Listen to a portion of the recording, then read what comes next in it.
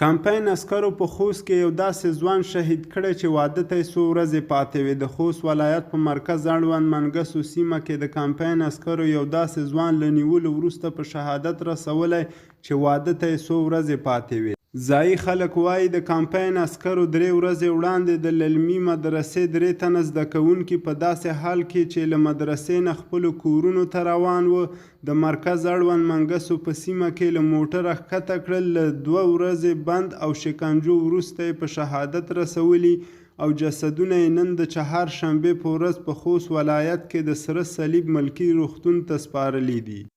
د سیمه ییزو سرچینو د معلوماتو په اساس د خوست سره صلیب ملکي روغتون نه د انوارالدین ولد مصباح الدین د خوست ولایت علي شیر ولسوالۍ تورو اوبو کلي اوسیدونکی او عتیق الله ولد اسماعیل د پکتیا جاني خیلو ولسوالۍ اوسیدونکی او په قوم بلخیل جسدونه ترلاسه شوي او د 3م کس جسد لا تر اوسه د هغه کورنۍ ته نه دی رسېدلی. د دې پیښې یو تن قرباني انوارالدین خپلوان وایي چې نوموړی کوژده کړې وه او په راتلونکي څو ورځو کې د واده مراسم و چې نن یې کورنۍ ته په مرمو غلبیل جسد سپارل شوی دی. باید وویل شي چې د خوست ولایت په مختلفو ولسوالیو کې له تېرو 3 اونیو راهیسې د کمپاین په نوم ضربتي عسکرو د ملکیانو پر ضد پراخ عملیات ترسره کړي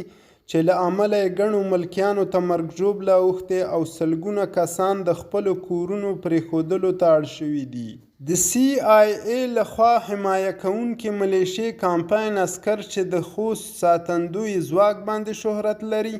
د امریکا لخوا په افغانستان کې تر ټولو اغیزناکه نظامي تشکیل بلل شوی